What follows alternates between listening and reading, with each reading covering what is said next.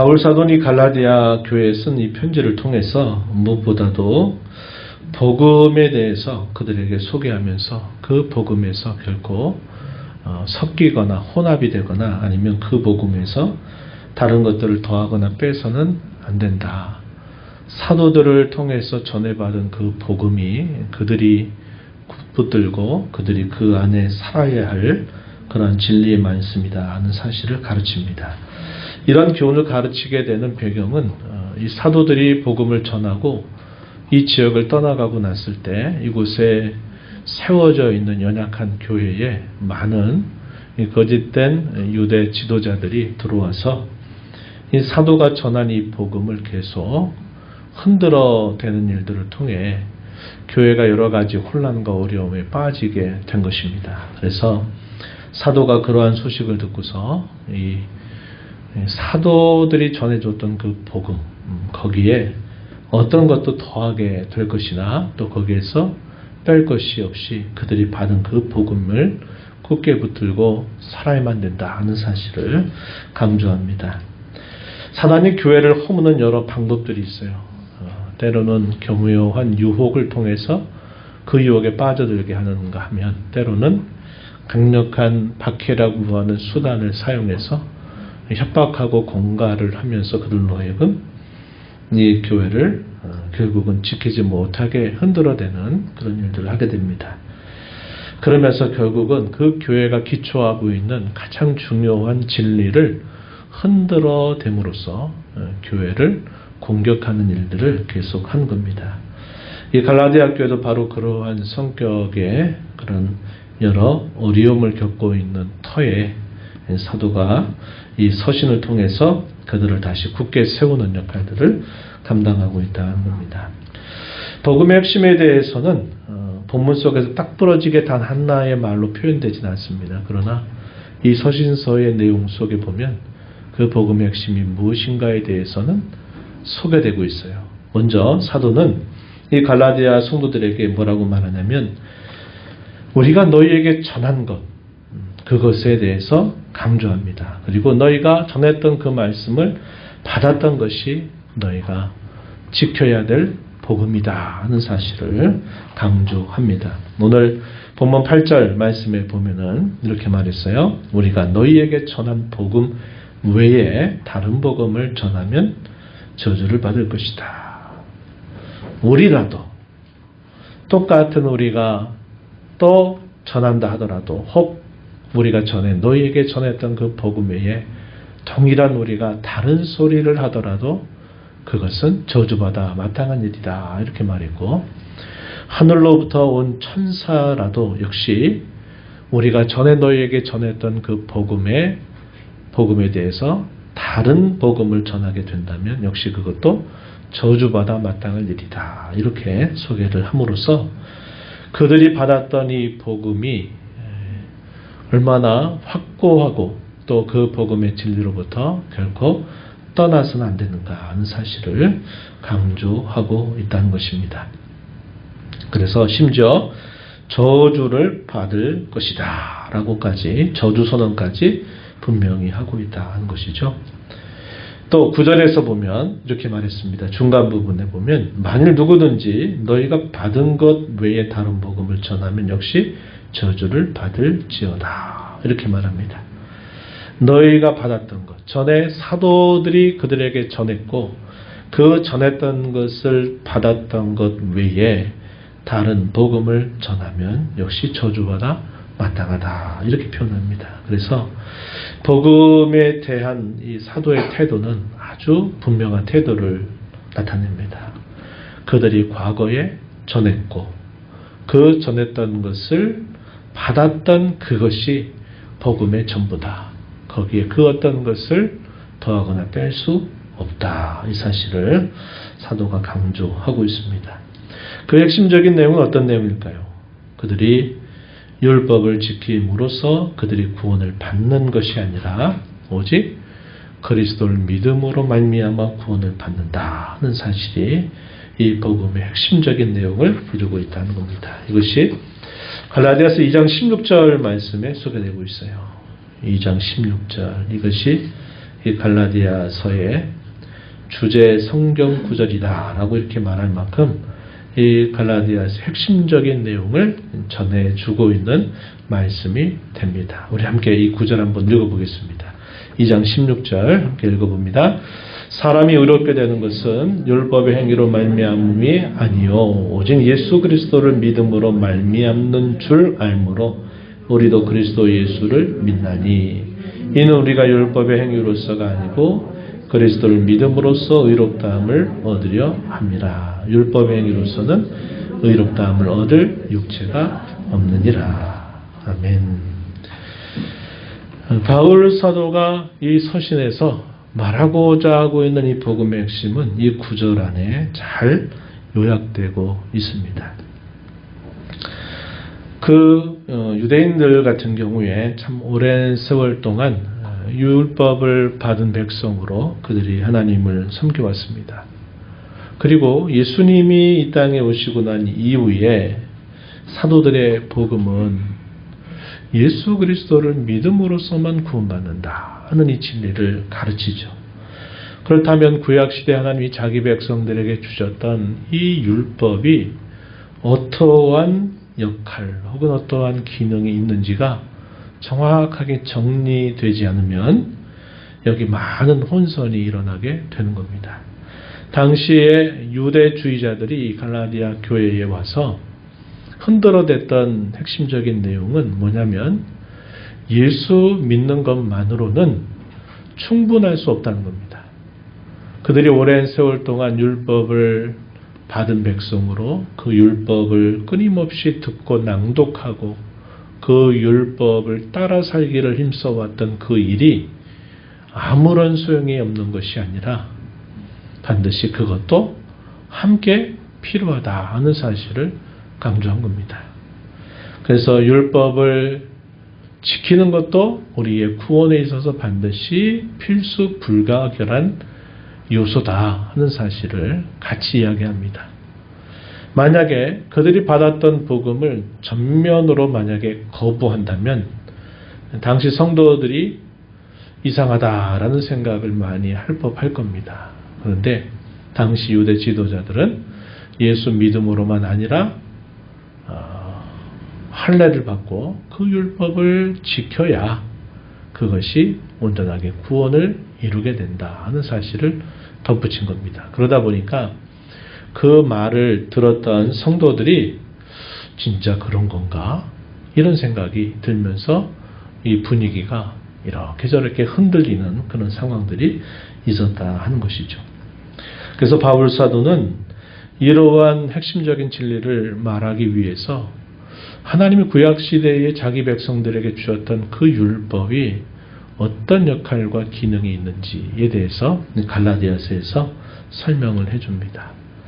그게 세 가지 정도의 중요한 내용들을 전달한다. 이렇게 우리가 볼 수 있겠는데 이 첫 번째 내용은 뭐냐면 하나님께서 율법을 주셨다라고 하는 것은 죄를 억제하기 위해서 하나님이 주셨다는 겁니다. 만약에 이 율법이 없다면 무엇이 죄인지 죄가 아닌지를 분간하지 않게 되기 때문에 방자한 삶을 더 살아갈 수 있다는 거죠. 그런데 율법에 의해서 이것이 규정이 되면 이것은 어긴 것이구나. 이것은 이 율법에서 벗어난 것이구나 하는 것들을 그들에게 알게 함으로써 그들의 죄를 억제하도록 그들이 방종의 삶을 살아가지 않도록 하는 역할이 있었다. 이렇게 말하는 겁니다. 이걸 죄의 억제의 기능이다. 우리가 이렇게 말하는 것이고요. 두 번째는 죄를 정함으로써 그들을 죄를 억제할 뿐만 아니라 그들이 그 율법을 어기게 될 때 그 율법을 어긴 것으로 인해서 그들이 불의하다 혹은 불법을 행했다 라는 사실을 그들에게 알게 한다는 겁니다. 다시 말해서 이것을 정죄다 이렇게 정죄의 기능이다 이렇게 말해요. 정죄함으로써 우리는 그 죄를 범한 자가 돼서 그 정한 규정에 따라서 우리는 벌을 받을 수밖에 없다 하는 사실을 그들에게 알게 하는 겁니다. 그래서 죄를 정죄하고 그 정죄로서 그들은 마땅히 심판을 받아야 된다 하는 사실을 가르쳐 준다는 겁니다. 여기까지 소개되고 있어요. 그런데 바울 사도는 여기에 있는 것으로 끝나는 것이 아니라 여기에 하나님이 은혜 베푸시는 자들에게 여기에서 더 나아간다는 사실을 이야기해 줍니다. 그것은 자신들이 정죄받아 마땅한 죄인임을 알고 심판받아 마땅한 죄인임을 알게 되면서 어쩔 수 없다라고 그들이 머물러 있는 게 아니라 그들로 하여금 그렇다면 우리가 어떻게 이러한 정죄와 심판으로부터 벗어날 수 있을까 하는 것을 그들이 생각하면서 그 구원의 소망을 가지게 된다고 하는 겁니다. 그것이 바울 사도가 말하고 있는 아주 중요한 전환점이 되고 있다는 사실을 우리가 확인할 수 있습니다. 이 내용이 어디 소개됐는가? 3장 22절 한번 가서 보세요. 22절 가서 보시면 이렇게 말합니다. 3장 22절 이하의 말씀을 한번 잘 보십시오. 그러나 성경이 모든 것을 주의 아래에 가두었으니 이는 예수 그리스도를 믿음으로 말미암는 약속을 믿는 자들에게 주려 함이라. 성경 혹은 율법에 따르면 모든 사람들은 정죄받아 마땅하고 그 정죄로 말미암아 심판받아 마땅하다는 겁니다. 이것을 뭐라고 표현했느냐? 죄의 포로가 됐다. 죄 아래 가두어졌다라는 말로 표현했습니다. 하나님이 그렇게 하신 목적은 무엇이냐? 예수 그리스도를 믿음으로 말미암는 약속을 믿는 자들에게 주려 합니다. 그 목적을 말했습니다. 이 부분에 대해서 좀 더 소개해 주는 내용이 이제 23절에 소개됩니다. 23절에 보면 믿음이 오기 전에 우리는 율법 아래에 매인바되고 계시를 믿음의 때까지 갇혔느니라 이렇게 말합니다. 믿음이 오기 전, 이걸 우리가 쉽게 이해하려면 예수님이 이 땅에 오시기 전이다 이렇게 이해하셔도 돼요. 율법 아래에 매인바되고 계시를 믿음의 때까지 갇혀 있었다. 언제까지? 믿음이 오기 전까지 그랬다는 겁니다. 24절 말씀, 25절 말씀이 아주 중요한 구절인데 함께 우리 읽어보겠습니다.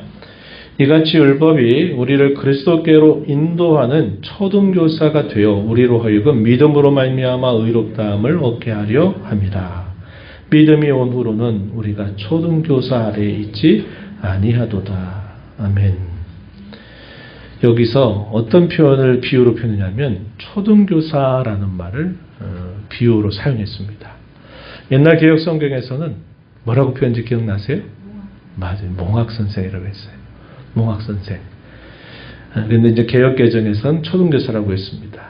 이 초등교사의 역할이 뭐냐면 과거에 주인의 종들 가운데서 지혜가 있고 지식을 가지고 있는 종들로 하여금 이 주인의 아들, 어린 아들들을 가르치고 그들을 지도하고 하는 역할을 맡겨줍니다.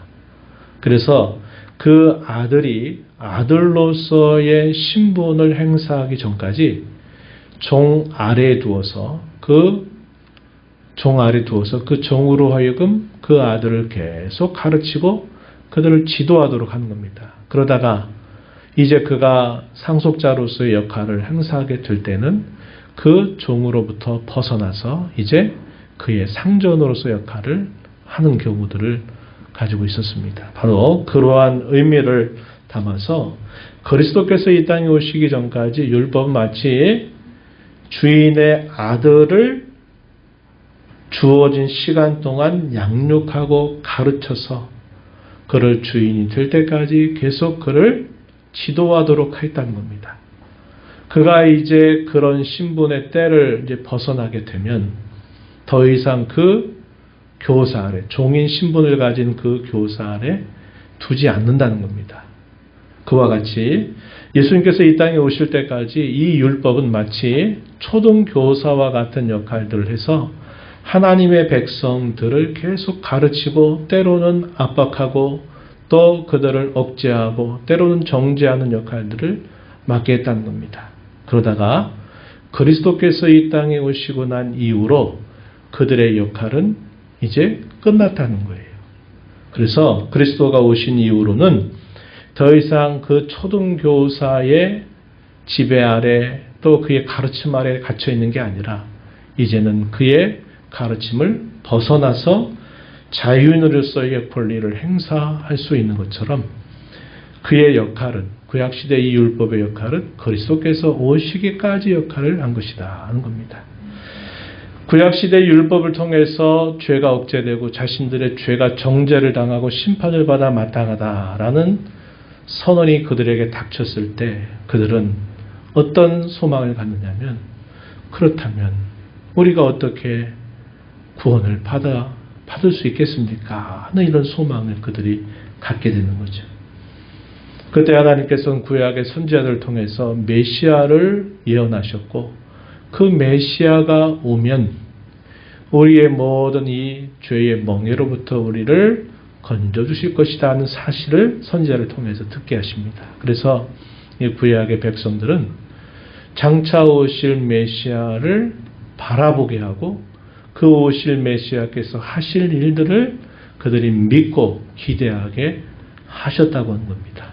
그리고 마침내 그분이 이 땅에 오셨다는 거죠. 그래서 율법이 어떤 사람에게는 죄를 억제하면서도 그를 정죄하여 심판에 이르게 하지만 또 어떤 사람들에게는 심판에 이르는 길이 아닌 구원받는 길이 어디에 있느냐 하는 것들을 그들로 소망하게 해서 그 구원을 온전히 이루어 주실 메시아 혹은 그리스도를 바라보게 하는 믿음을 갖게 해서 그 그리스도를 믿음으로써 그들이 마침내 이 죄의 속박 아래 이 심판의 권세 아래서 벗어나도록 하셨다고 하는 것입니다.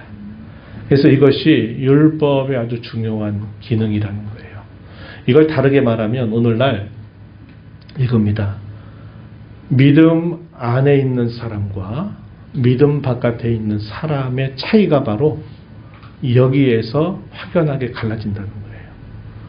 믿음 바깥에 있는 사람들은 그들이 주어진 율법에 따라서 그들의 한편으로는 죄를 억제하고 죄의 정죄의 기능을 통해서 그들이 심판받는다라는 사실을 말해주는 겁니다. 물론 그들은 받아들이지 않죠. 우린 그런 일 없다라고 말할 겁니다. 그러나 그들에게는 거기까지가 그 역할이에요.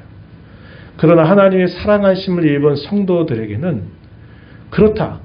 우리가 이 율법 앞에서는 우리는 누구든지 온전한 사람이 아무도 없다는 겁니다. 우리는 다 정죄받아 마땅하고 우리는 다 심판 아래 놓이는 것이 마땅하다는 겁니다. 그러나 그렇다면 우리를 누가 이 사망의 굴레 아래서 이 심판 아래서 누가 우리를 건져줄 수 있단 말인가 하는 것을 그들이 생각하면서 그분이 바로 오직 예수 그리스도 외에는 아무도 없다 하는 사실을 그들이 믿게 되는 겁니다. 그래서 그 믿음을 가진 자는 그 정죄와 심판으로부터 자유하게 되고 벗어나게 된다 하는 사실을 가르쳐 준다는 거죠. 본문으로 다시 돌아가서요. 26절 말씀을 한번 보면 이렇게 말합니다. 바울 사도가 3장 26절에서 이렇게 말했어요. 너희가 다 믿음으로 말미암아 그리스도 예수 안에서 하나님의 아들이 되었다. 이렇게 말합니다. 뭐 때문에? 율법이 가지고 있는 이 두 가지의 기능. 죄를 드러내고 그 죄로 말미암아 정죄받고 심판받아 마땅하다고 하는 사실을 그들이 확인하고 그렇다면 이 정죄와 심판으로부터 우리를 벗어나게 하실 유일한 구원자 바로 예수 그리스도를 믿고 그분 안에 있는 자들에게는 하나님의 아들이 되는 그런 권세를 받게 된다 하는 것을 지금 사도가 가르쳐주고 있다는 겁니다. 그러한 자들에게 어떤 변화가 일어나느냐. 이 율법은 또 하나의 아주 중요한 역할들을 하는데 그 역할이 뭐냐면 그들로 하여금 우리의 남은 삶을 정죄받아 심판받아 마땅했던 우리의 삶을 구원해 주신 그 은혜를 따라서 우리가 그렇다면 우리의 남은 인생을 어떻게 살아야 될까요? 무엇을 기준으로 살아야 될까요? 할 때 그 기준을 다시 뭐가 가르쳐 주느냐? 이 율법이 그것을 밝혀주는 겁니다.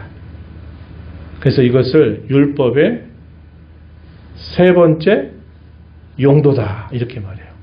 이걸 제3의 기능이다 이렇게 말합니다. 이 제3의 기능이 뭐겠어요? 뭘까요? 구원받은 하나님의 자녀들이 무슨 기준으로 세상 가운데 어떻게 살까요? 할 때 그것이 바로 이렇게 사는 것이다. 이것을 행하며 사는 것이 하나님의 뜻이다 하는 사실을 밝혀준다는 겁니다. 그래서 이것이 율법의 세 번째 기능 혹은 제3의 용도라고 부르는 부분이에요. 그런데 우리가 한번 성경의 이야기를 다시 한번 떠올려 보면 이스라엘 백성들이 언제 율법을 받았습니까? 어디서 받았죠? 기록된 성문화된 법으로 받은 때가 언제예요? 성문화된 글자로 기록해서 받았던 때가 언제예요? 이스라엘 자손들을 하나님이 애굽에서 건져내서 3개월 정도가 지나 그들이 시내산에 이르렀을 때 시내산에 있을 때 하나님이 모세를 통해서 그 백성들에게 이 율법을 기록해서 그들에게 남겨주세요. 근데 그때 뭐 했어요? 시내산이 뭐 했습니까? 하나님이 이스라엘 자손들과 뭐 했어요? 언약을 체결하셨어요. 이 언약은 국가적인 언약이다 그랬습니다. 이미 아담에게 하나님이 약속하셨고 또 족장 이전에 믿음의 사람들에게 하나님 그것을 계속적으로 하나님이 보여주세요. 그러다가 족장 시대의 가장 첫 번째 조상인 아브라함에게 하나님이 좀 더 구체적인 언약을 하나님이 약속하시죠. 이 내용은 창세기 12장 1절로부터 3절에 기록됩니다. 그래서 이 아브라함에게 하나님이 약속을 주시면서 내 후손이 하늘의 별과 같이 바닷가의 모래같이 많을 것이다. 너는 복이 될 것이다. 또 내가 보는 이 땅을 내가 너와 너의 모든 후손에게 영원한 기업으로 주겠다라고 약속하시면서 이 갈대아 지역에 살고 있었던 이 아브라함, 조상 때부터 우상을 섬겨왔던 그 아브라함을 하나님 불러서 소위 우리가 아는 대로 가나안 땅으로 그를 이끌어 오셨던 것을 우리가 기억하죠. 그리고 이제 그 언약이 이삭에게 야곱에게 계속 계승되다가 이제 족장 시대가 끝나면서 애굽에 한 430년 동안 오랫동안 이제 종살이로 있는 그 백성들을 건져내서 시내산에서 국가적인 언약을 체결하신 겁니다. 이걸 우리가 시내산 언약이다라고 말하고 우리가 구약 성경에서 옛 언약 말할 때 이 옛 언약의 기원을 바로 이 시내산에서 맺은 언약을 바탕으로 우리가 구약 이렇게 불러요. 신약은 언제입니까? 예수님 십자가 지시기 전날 밤에 새 언약이라고 하는 말씀을 하시면서 이것을 우리가 신약이라고 불러요. 그래서 성경을 구약과 신약 이렇게 부른단 말이죠. 그럴 때 그 백성들에게 처음으로 기록된 문자로 주신 그 율법의 내용은 시내산에 있을 때 봤는데 이 시내산에서 이스라엘 자손들이 약 1년 정도의 시간을 머물러요. 그때 우리가 잘 아는 십계명을 받고 십계명뿐만 아니라 그들이 어떤 내용을 받느냐. 내용적으로는 그들이 하나님 앞에 어떻게 제사하느냐 혹은 예배하느냐 하는 이 의식법, 이 의식법에 대해서 하나님이 모세를 통해서 당시 백성들에게 전해주시죠. 또 어떤 말씀이 있었습니까?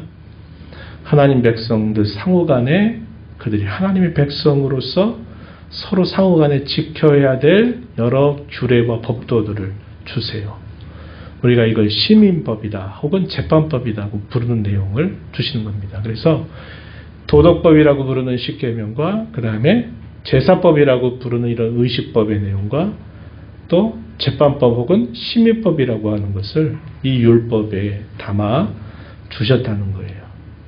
하나님이 그 율법 주신 취지가 뭡니까?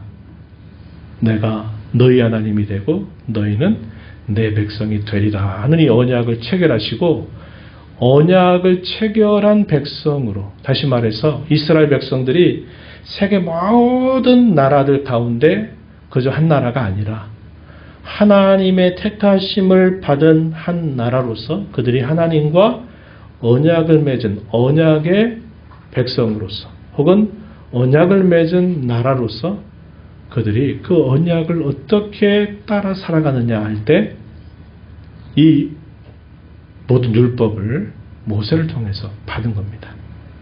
이게 율법을 주신 가장 근본적인 취지죠. 그래서 제3의 용도라고 말하는 것은 바로 그겁니다. 본래의 취지대로 이 율법이 역할을 하는 거예요.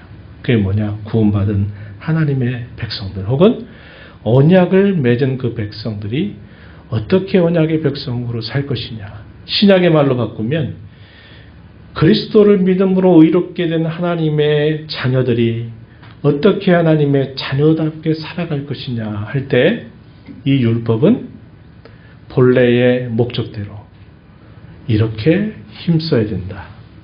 이런 것들은 해서는 안 된다 하는 기준을 우리에게 가르쳐 준다고 하는 겁니다. 이것이 바로 이 율법의 본래적 기능이고 구원받은 성도에게 새롭게 발견되는 제3 번째 율법이다 하는 것을 우리가 알게 된다 하는 겁니다.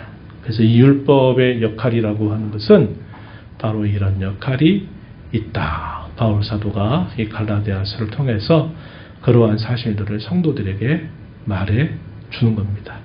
그래서 구원받았기 때문에 이제 더 이상 율법은 우리에게 필요 없다고 말하는 것은 잘못된 것이죠. 잘못된 것이죠. 구원의 길로서 우리가 율법을 지켜 살 길은 처음부터 불가능했던 일이요. 그러나 구원받은 성도들이 어떻게 구원받은 자로 살 것이냐 할 때 그 율법은 우리에게 기준과 지침과 방향을 우리에게 제시해 준다 하는 겁니다. 그래서 구원받은 신자에게 율법은 더 이상 필요 없는 게 아니라 매우 필요하고 매우 요긴하다 하는 사실을 가르쳐 주고 있다는 겁니다. 바로 이것이 바울 사도가 가르치고 있는 이 율법 혹은 복음 혹은 믿음 이 관계를 설명하고 있는 내용이다 하는 겁니다. 이러한 내용의 어떤 것들을 더 이렇게 붙이거나 어떤 내용들을 빼는 것은 결국 다른 복음이다. 행여나 우리라도 과거에 우리가 전했던 이 복음이라고 하는 내용 외에 우리가 훗날에 우리가 잘못돼서 우리가 엉뚱한 소리를 해도 우리는 저주받아 마땅하고 하늘에서 온 천사라도 저주받아 마땅하다. 이 복음의 어떤 것을 더하거나 뺄 수 없다. 이 사실을 사도가 강조하고 있는 겁니다. 그러면서 바울 사도가 뭘 하나 더 얘기하냐면 이 복음을 믿는 이 신앙은 첫 번째 복음의 진리를 잘 알고 분별할 수 있어야 된다. 뭐가 바른 복음이고 뭐가 다른 복음인지를 잘 구별할 수 있어야 된다 하는 것을 말하고, 또 하나는 뭐냐면 단순히 우리가 머리로 알고 있는 지식으로서가 아니라 그 진리의 지식을 우리 가슴에 채워서 우리로 하여금 그 진리를 따라서 말하고 그 진리를 따라서 행하는 것이 우리에게 필요하다 하는 사실을 강조합니다. 갈라디아서 2장 14절 말씀에 보면은 이런 말씀을 했어요. 이런 말씀. 특별히 중요한 하나의 중요한 일화가 소개되는 부분인데 2장 14절에 보면 이렇게 표현했습니다. 한번 보세요. 그러므로 나는 그들이 누구냐면 베드로 사도입니다. 베드로 사도와 다른 이 동료들 말이에요. 그들이 복음의 진리를 따라 바르게 행하지 아니함을 보고 모든 자 앞에서 게바에게 이르되, 게바가 누굽니까? 베드로죠. 게바란 말은 아람어로 표현한 이 베드로의 이름입니다. 게바에게 이르되 네가 유대인으로서 이방인을 따르고 유대인답게 살지 하면서 어찌하여 억지로 이방인을 유대인답게 살려 하려느냐 하였노라. 바울 사도가 이 베드로 사도를 아주 호되게 책망했던 하나의 일화를 소개하는데, 바울과 베드로는 비교할 수 없죠. 비교할 수 없어요. 그럼에도 불구하고 이 바울 사도가 베드로를 아주 심히 책망했던 계기가 뭐냐면 이겁니다. 그들이 가르치고 그들이 전했던 그 복음의 내용과 가르치고 전했던 그 복음의 내용에 합당하지 않게 위선적으로 행동했던 그들의 모습을 두고, 너는 바르게 복음을 전해놓고 전한 복음에 맞지 않게 너는 왜 그렇게 행동했느냐, 그것이 다른 많은 사람들에게 얼마나 걸림돌이 되는지 아느냐 하면서 이 베드로 사도를 호되게 책망했던 일을 바울 사도가 여기 기록하고 있는 겁니다. 뭘 말하는 거예요? 복음의 진리를 알고 그것을 굳게 우리가 알고 있는 것뿐만 아니라 그 진리 안에서 우리가 거하고 그 진리 안에서 행하는 삶이 될 때 이것이 복음을 믿는 진짜 신앙의 모습이다. 말만 잘하는 것이 아니라 행함과 진실함이 그 말과 함께 결합이 돼서 그 복음 진리에 합당하게 행하는 것이 따라와야 이게 복음의 진리를 믿는 참 신앙이다 하는 사실을 강조하고 있다는 겁니다. 이 갈라디아서의 내용이 이런 내용들을 담고 있기 때문에 이 갈라디아서가 중요하고, 제가 이쪽에 갈라디아 소개할 때 많은 성경학자들은 이 갈라디아서를 뭐라고 부른다고 그랬냐면 자유의 대헌장이다. 이 갈라디아서를 그렇게 소개합니다. 그리스도인의 자유의 대헌장과 같다. 이렇게 표현했어요. 이런 진리 안에서 저와 여러분이 마지막 시대를 살면서 모든 이단들은 이러한 내용으로부터 여기에 무엇을 섞어버리거나 무엇을 빼거나 하면서 결국 복음의 진리를 흐리는 역할들을 하고 있는 것이 이단들의 주요한 특징입니다. 우리가 이 복음의 진리를 잘 분별하고 우리 말과 행실을 통해서 이 복음의 진리를 따라 살아가는 그러한 성도와 교회가 되어야 되겠다 하는 것입니다.